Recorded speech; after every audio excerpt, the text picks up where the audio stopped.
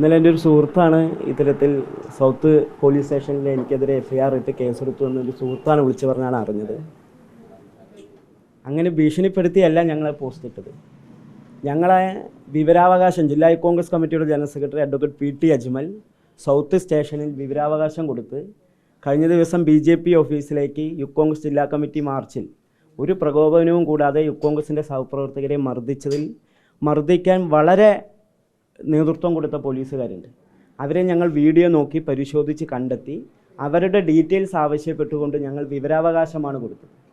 ഞങ്ങൾ അങ്ങനെ കൈകാര്യം ചെയ്യാനാണ് തീരുമാനിച്ചിരിക്കുന്നതെങ്കിൽ ഈ പോലീസുകാരുടെ അഡ്രസ്സ് ഞങ്ങളുടെ പാർട്ടി സംവിധാനം വെച്ച് ഞങ്ങൾക്ക് എടുക്കാവുന്നതേ ഉള്ളൂ.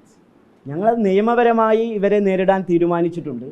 അതിൻ്റെ അടിസ്ഥാനത്തിലാണ് അത് വിവരാവകാശം കൊടുത്ത് അതിൻ്റെ ഡീറ്റെയിൽസ് എടുത്ത് അതിനുശേഷം ഈ ഡീറ്റെയിൽസ് കിട്ടിയതിനു ശേഷം മനുഷ്യാവകാശ കമ്മീഷൻ ഉൾപ്പെടെ പരാതി കൊടുത്ത് മുന്നോട്ട് പോകാൻ തന്നെയാണ് യൂത്ത് കോൺഗ്രസ് ഈ വിഷയത്തിൽ തീരുമാനിച്ചിരിക്കുന്നത്. അതിൻ്റെ അടിസ്ഥാനത്തിലാണ് ആ വിവരാവകാശം കൊടുത്തത്. ആ വിവരാവകാശം കൊടുത്ത ആ സാധനമാണ് ഞാൻ ഫേസ്ബുക്കിൽ പോസ്റ്റായിട്ട് ഇട്ടിരിക്കുന്നത്. അത് ശരിയാണോ? ഒരു ഫോട്ടോ അടക്കമാണ് താങ്കൾ പോസ്റ്റ് ഇട്ടത്. വിവരാവകാശം കൊടുത്ത അതേ സാധനമാണ് ഞാൻ ഫേസ്ബുക്കിൽ പോസ്റ്റായിട്ട് ഇട്ടിരിക്കുന്നത്. അതിൽ ഒരാളെയും വ്യക്തിപരമായിട്ട് ഒന്നും തന്നെ പറയുന്നില്ല. എന്തിനാണ് കേരളത്തിലെ പോലീസ് RSSനെ സുഖിപ്പിക്കുന്നതിന് വേണ്ടി ഇത്തരത്തിലുള്ള സമീപനം എടുത്ത് മുന്നോട്ട് പോകുന്നത് എന്നതാണ് യൂത്ത് കോൺഗ്രസിനെ സംബന്ധിച്ചിടത്തോളം ചോദിക്കാനുള്ളത്. ഇവർക്ക് ശമ്പളം കൊടുക്കുന്നത് കേരള ഖജനാവിൽ നിന്നല്ലേ, BJPയുടെ ഓഫീസിൽ നിന്നല്ലല്ലോ. ഇവരതിൽ വസ്തുനിഷ്ഠമായി അന്വേഷണം നടത്തണ്ടേ?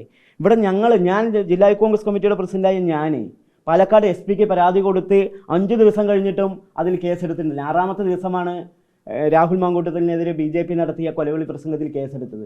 അതിലൊന്നും കാണിക്കാത്ത അത്ര ധൃതി മിനിഞ്ഞാന്ന് ഞാൻ പോസ്റ്റ് ഇട്ടു.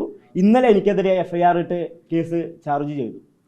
ഇത്ര ധൃതിയോടുകൂടി ഒരാളെ കൊല്ലുമെന്ന് പറഞ്ഞ് ഒരു MLAയുടെ കാല് വെട്ടും തല ആകാശത്ത് പറക്കുമെന്ന് പറഞ്ഞതിൽ കാണിക്കാത്ത വ്യഗ്രതയും ധൃതിയുമാണ് കേരളത്തിലെ പോലീസ് യൂത്ത് കോൺഗ്രസ് ജില്ലാ പ്രസിഡന്റിനെതിരെയും യൂത്ത് കോൺഗ്രസ് നേതാക്കളെതിരെയും കാട്ടി മുന്നോട്ട് പോകുന്നത്.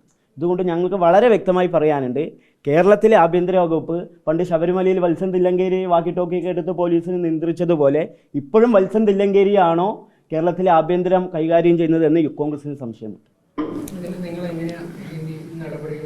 എത്ര കേസ് ഇവരെടുത്താലും ഞങ്ങളുടെ നിലപാട് വളരെ വ്യക്തമാണ്. വരുന്ന നാളുകളിലുമൊക്കെ സംഘപരിവാറിനെതിരെ, ഈ രാജ്യത്തെ വർഗീയ ശക്തികൾക്കെതിരെ, ഏകാധിപത്യ ഭരണകൂടത്തിനെതിരെ സന്ധിയില്ലാത്ത സമര പോരാട്ടങ്ങൾക്ക് യൂത്ത് കോൺഗ്രസ് നേതൃത്വം കൊടുക്കും.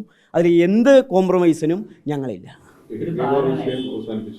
ഹെഡ്ഗേഗ വിഷയം ഇനിയും ആ പേരിട്ട് മുന്നോട്ട് പോകാനാണ് മുനിസിപ്പാലിറ്റി തീരുമാനിച്ച് മുന്നോട്ട് പോകുന്നതെങ്കിൽ തീർച്ചയായും അതിനെതിരെ വീണ്ടും സമരപരിപാടികളുമായി യൂത്ത് കോൺഗ്രസ് ഉണ്ട്. മറ്റൊരു വിഷയമുള്ളത്, തിരുവനന്തപുരത്ത് 1992 റോഡിന് ഹെഡ്ഗേവർ എന്നുള്ള പേരിട്ടു. അതിന് BJP ആണ് പ്രമേയമടക്കം കൊണ്ടുവന്നത്. ആ പ്രമേയത്തെ പിന്തുണച്ചത് കോൺഗ്രസും ലീഗ് അടക്കമുള്ള ആളുകളാണ്.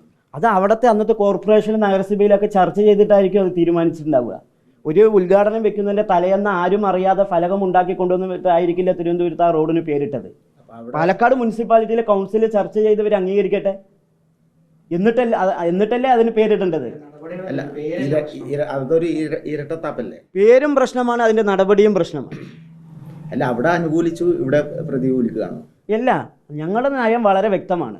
ഇത്തരത്തിൽ രാജ്യത്തെ ഒരു സേവനവും നടത്താത്ത RSSൻ്റെ മുൻകാല നേതാവിൻ്റെ പേരിട്ട് ഈ നാട്ടിലെ ഒരു സർക്കാർ സംവിധാനത്തിന് മുന്നോട്ട് പോകും. ഇവരുടെ പാർട്ടി ഓഫീസിന് ഇവരുടെ പേരിടാം, അതിൽ ഒരു തർക്കവുമില്ല. ഈ നാട്ടിലെ ഒരു നയാ പൈസയുടെ അധ്വാനം ഇന്ത്യൻ സ്വാതന്ത്ര്യ സമരത്തിനോ ഇന്ത്യയുടെ ഭരണ രംഗത്തോ നടത്താത്ത ആളുകളുടെ പേര് ഈ പൊതുമേഖലാ സ്ഥാപനങ്ങൾക്ക് ഇട്ട് മുന്നോട്ട് പോകാൻ കഴിയില്ല. അല്ല, അന്ന് അനുകൂലിച്ച് നിങ്ങൾ പിന്നെ ഇപ്പം എന്തിനാണ് എതിർക്കുന്നത്? അതിൽ കൗൺസിലൊക്കെ വന്ന് തീരുമാനിച്ചതായിരിക്കാം. അതൊക്കെ ഞാൻ ജനിക്കുന്നതിൻ്റെ എത്രയോ കൊല്ലം മുമ്പുള്ള കാര്യമാണ്. പാലക്കാട് നഗരസഭയുടെ നേതൃത്വത്തിലാണ് ഇവിടെ ഇത്തരത്തിലൊരു സംഭവം നടക്കുന്നത്. ഇത് കൗൺസിലിൽ ചർച്ച വന്നിട്ടില്ല, സെക്രട്ടറി പോലും അറിഞ്ഞിട്ടില്ല. അത്തരത്തിലുള്ള സംഭവമായി മുന്നോട്ട് പോകുമ്പോൾ അതിനെതിരെ സമരപരിപാടികളുമായി യൂത്ത് കോൺഗ്രസ് രംഗത്തുണ്ട്. ജില്ലാ പോലീസ് മേധാവിയാണോ